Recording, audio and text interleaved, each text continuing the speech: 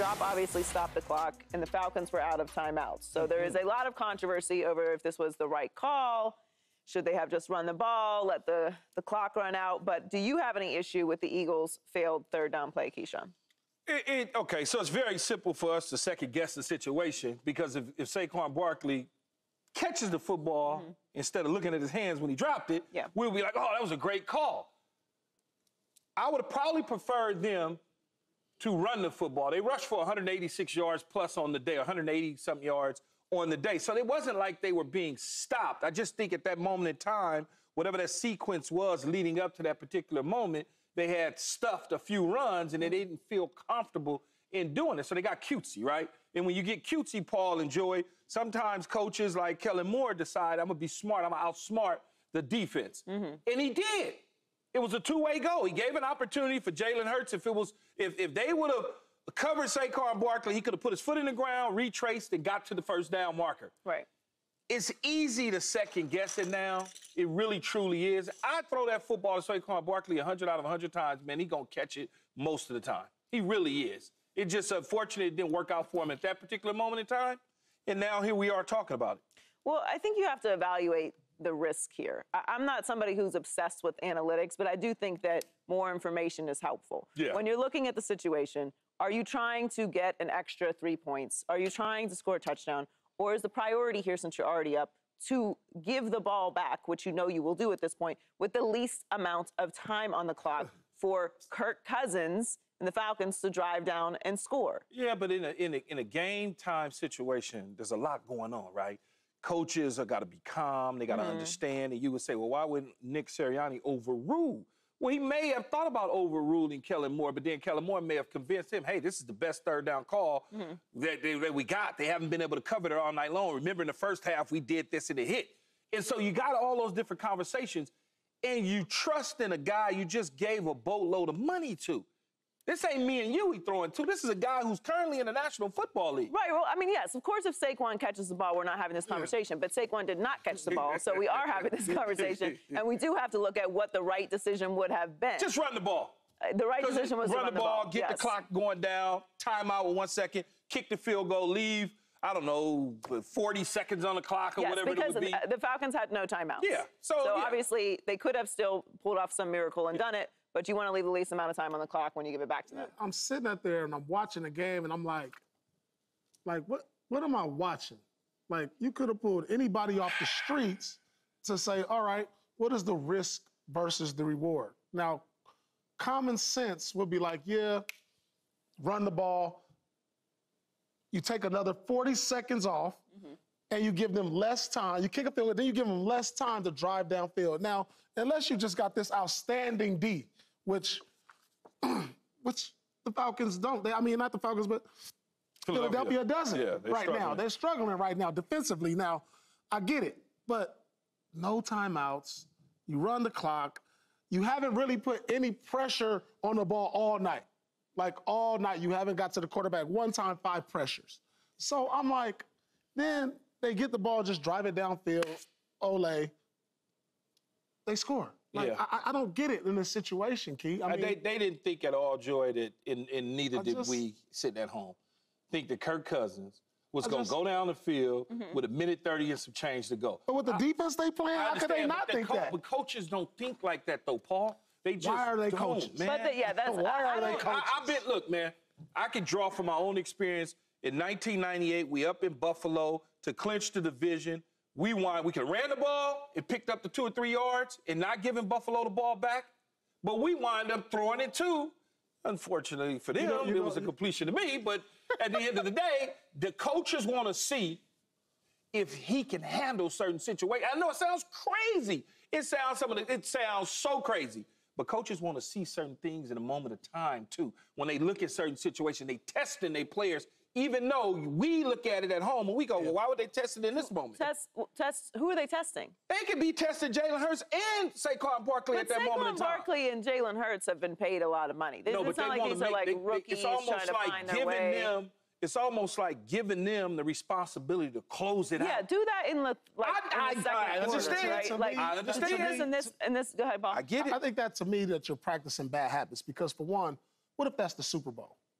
What they may not, but if that's a Super Bowl, they may not do that. Well, you're practicing bad habits. But they may not do it in the Super Bowl. Practicing bad habits. They may do it in the Super Bowl. I don't know. You can't practice bad habits. I hope they wouldn't do that in the Super Bowl. Yeah, exactly. Exactly. So, like, on the road to try to get to what your goal is, you have to practice these good habits. I understand. To get there. But also, again, you're mentioning practicing habits. I can almost, to a fault, almost guarantee y'all that they've practiced that 10,000 different times between training camp and leading up to this game. And they probably ran it in the game at some point. I don't know. I have to go back and look at the entire game. And they probably hit it in the game. But it's not that I hate the play. I hate when the play was called. At that moment. Yeah, the play is fine. Throwing to Saquon, running this play is fine. I don't like the situation in which it was called. Probably. Yeah, they should have ran it because they lost the game. So But you can't tell me you thought Kirk Cousins, a dude that was 3-10. I certainly did not think that Kirk Cousins was getting ready to do it. I am at the forefront of Kirk Cousins not being what everyone is saying. What do y'all say in basketball? What do you say in basketball with a guy like Kirk Cousins, Paul? He's with us. The Philadelphia Eagles figured he was with them. All right, you're down 2. I don't care who's shooting a 3. You don't want to leave him open. Yeah.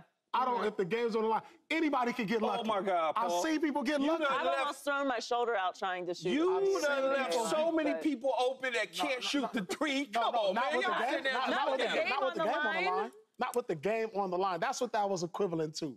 You want to challenge that no matter who it is. Paul, you get ready to sit up here. A lot of the people. No, come on now. I've never done that. I don't know. No, maybe not you, but you can't tell me that NBA teams have not sat back and watched the dude.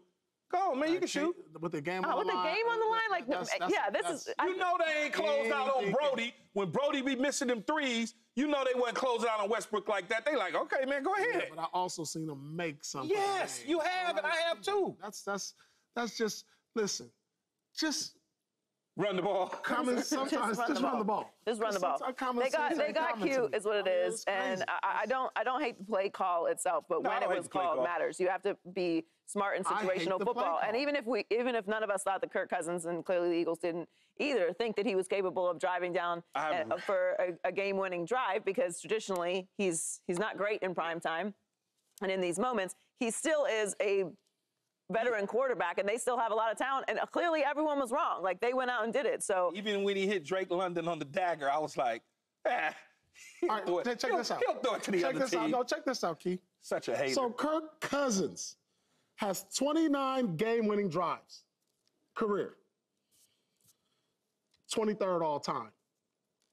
Now you open the door for him. Yeah, I need to see what them 29. You open the door for him. I need to see what them 29 really look like. Yeah. He's also 13 and 19 in prime time and 4 and 10 on Monday nights.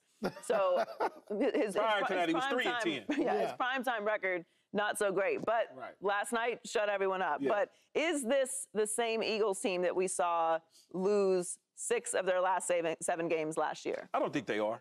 I think they're a little bit different. Now, we could look at last year and draw from that and say to ourselves, well, they made many mistakes in this particular game that cost them, because if you look at the games that they lost last year, I think they lost 3 or 4 games by 1 possession or less. So you start to look at that and you go, well, maybe it is, but I don't think so. Jalen Hurts just looked different.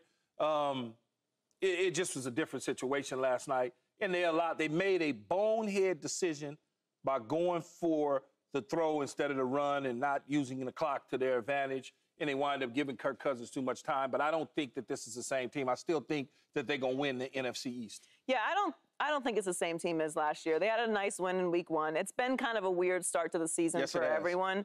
The Falcons looked atrocious in week 1, remember? And the Steelers didn't even score a touchdown, and they still managed to lose that game. And everyone was freaking out about Kirk Cousins. We were talking about, when's Michael Penix going to start? How many weeks are we going to leave Kirk Cousins in? So that was just a week ago. So I think the first 2 weeks of the season have been a bit strange. It's kind of starting to shape up like there might be a lot more parity this year in the league than we thought. Some of the teams that we thought were great are not looking so great. A lot of them are 1-1. Some of the teams that we thought were going to be terrible are actually playing really good football right now. So I think we don't have enough information to really paint a full picture of what all these teams look like, but I don't think the Eagles look the same. Jalen looks healthier. Yes. Saquon is running the ball really well. Absolutely. I think they're still adjusting to Kellen Moore. This was an unfortunate loss that I think really came down to coaching decisions. Yeah. And, obviously had Saquon caught the ball, different conversation, but I don't think they should have been in that position to begin with. I don't even think it would have been close. You know, A.J. Brown didn't play. They're also missing A.J. Brown. He would have opened up their offense a little bit more because their offense pretty much struggled. It wasn't like the offense I kind of predicted coming to the season, this explosive offense where they're getting downfield and making plays, Saquon, A.J. Brown. But this is not a game the Eagles lost. Yeah, the big boy throw to... No, this is a game the Eagles lost. They gave this game away. This is not a game... That the Falcons won. This is not a game the Falcons won. So, you know, when we talk about the last 7 games last year, they were getting dusted. Yeah, they were giving up 31 points. There was a lot going on in the building. Yeah, probably some internal issues. Like you could easily say, I mean, this team's supposed to be. They just beat themselves. No, they did. They beat themselves. You're missing A.J. Brown, like you mentioned, Paul. And once you mentioned that, I thought about it last night when Devontae Smith tried to go get the big boy play and it got batted down. And if that's A.J. Brown, alone, his strength, his size will not allow that to happen. Okay, they wouldn't even gotten to the third down. You remember which play I'm talking about? In the end zone. In the end zone. Yeah. That's A.J. Brown. It's a touchdown all day long because he's bigger, he's strong, he's more physical. In that situation, that impact wouldn't have affected him. So not playing that game certainly affected the red zone and what they was able to do. Well, on the winning side, Kirk Cousins did lead a 70-yard game-winning drive in just over a minute to move the Falcons' record to 1-1. So, Paul, are you starting to believe in Kirk Cousins? I think I need more of a sample size. You know, I think he was great his last year in Minnesota until his injury. But, you know, you're coming off the injury. You know, you're trying to get things back going. And like I said, I'm not sure Atlanta won the game. I'm not sure. You know, yeah, Kirk Cousins made this last-minute drive, but they could easily be 0-2. Easily. So it's hard for me to say I'm believing in Kirk Cousins right now. I did pick Atlanta to win their division. And so, but I think we have a long way to go. So, I don't know. He has 3 touchdowns, 2 interceptions. I mean, he's not, you know, blowing us away with his statistics. So, I need time. Am I starting to believe in Kirk Cousins? Absolutely not. No. Definitely need more evidence that this is going to be consistent. I don't think that the Falcons went out there and took the game. I think the Eagles put it on a platter for them. I'm not going to take the game-winning drive away from him. That's especially compared to what they looked like last week. But as far as thinking that this is all going to come together, I'm not so sure about that. I do think, though, it's a nice win for them, and I love it for this division. This division is starting to shape up to be the most interesting division this year. You've got the Bucs and Saints looking excellent. Now the Falcons are 1-1. They're not looking anywhere like they did in Week 1. So this could come down to the wire in this division, which I love. And then you have the Panthers, who are just drama. They're just in the way. Yeah, it's also just drama. So at least they're bad and interesting. But as far as believing that this is going to be the way that they look all season long and how they're going to win, I don't know about that. What are we believing in Kirk Cousins, though? That he was worth bringing in for $180 million. That he's going to lead them to winning the division and through a playoff run. He could lead them into winning the division, but as far as that, he's not. They're not going to be competitive as they probably think they would be in the NFC conference. The division is, look, the Saints got off to a great start, so have the Bucs. Yeah. It's early. It's 2 games in. They're 1-1. They're 2-0. It's all even. The division might be a 10-win division. Might be an 11-win division. Okay? Might be a 12-win division.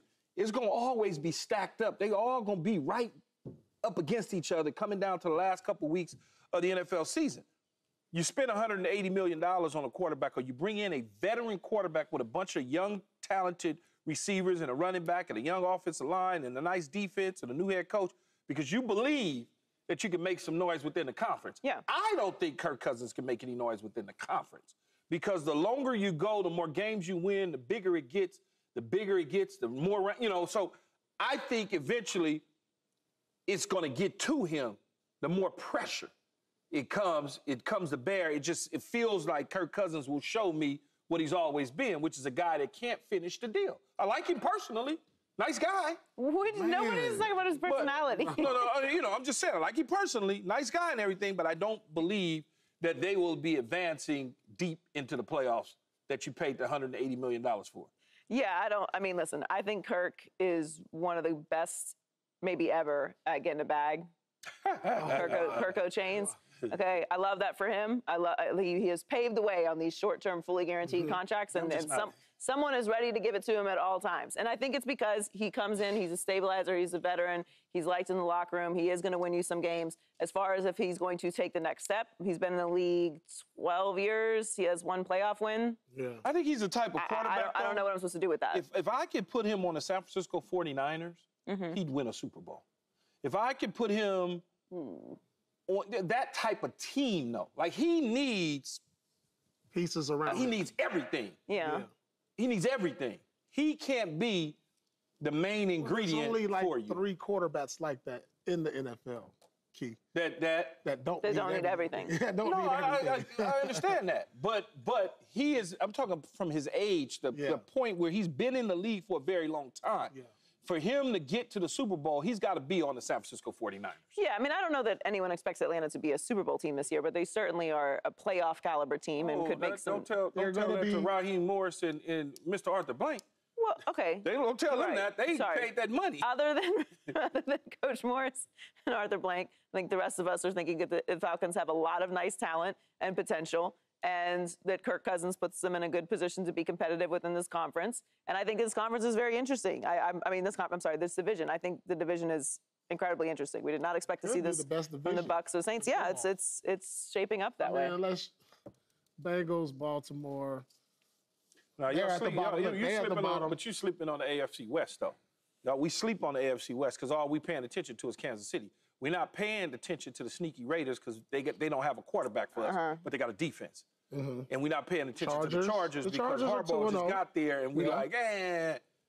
But be careful. I'll listen to you on the Raiders after the win. Chargers going to have to win me over. That's fine. They're 2-0. I need to be convinced. I need to be convinced with the Chargers. Subscribe here to get the latest from Speak, and go watch a few segments from our other shows on FS1.